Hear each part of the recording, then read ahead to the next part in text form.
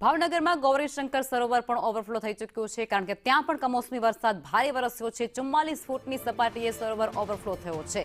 સરોવરના 7 જેટલા દરવાજા ઉપરથી પાણી અત્યારે વહેતા થયા છે। સિઝનમાં બીજી વખત આ ગૌરીશંકર સરોવર ઓવરફ્લો થયો છે અને જેને કારણે દરવાજા ખોલવાની સ્થિતિ સર્જાઈ છે અને જેને લઈ નીચાણવાળા વિસ્તારોને એલર્ટ કરાયા છે। જે ત્યાંના સ્થાનિક લોકો છે તેને નદીપટ અને ડેમ વિસ્તારમાં ન જવાની ખાસ પ્રકારે સૂચના આપી દેવાઈ છે। સાવચેતીના પગલાં લેવામાં આવી રહ્યા છે અને તેને અંતર્ગત આ સૂચના મળી છે। સંવાદદાતા મયુર દવે જોડાઈ ચૂક્યા છે મારી સાથે ફોન લાઈન પર। મયુર, કઈ પ્રકારની સ્થિતિ અને કેટલા દરવાજા ડેમના ખોલવાની ફરજ પડી છે? લગમાં ચોક્કસથી વાત કરીએ તો ભાવનગર શહેરમાં જે રીતે વરસી રહેલા કમોસમી વરસાદને કારણે જે શહેરનું ગૌરીશંકર સરોવર છે જે બોર તળાવ તરીકે પ્રખ્યાત છે તે ઓવરફ્લો થયું છે।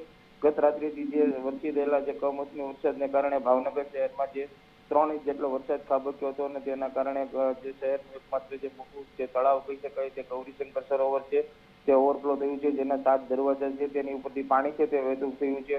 44 ફૂટની જે સપાટી છે તે બોર તળાવની 44 ફૂટની સપાટીએ બોર તળાવ છે તે ઓવરફ્લો થયું છે। એટલે કહી શકાય કે આ સિઝનમાં સતત બીજી વખત છે તે બોર તળાવ ઓવરફ્લો થયું છે અને તેનું પાણી છે જે ઓવરફ્લોનું પાણી છે તે નિકાલ થઈ રહ્યું છે। ત્યારે નીચાણવાળા વિસ્તારો છે તેને એલર્ટ કરવામાં આવ્યા છે। જી મયુર, આભાર।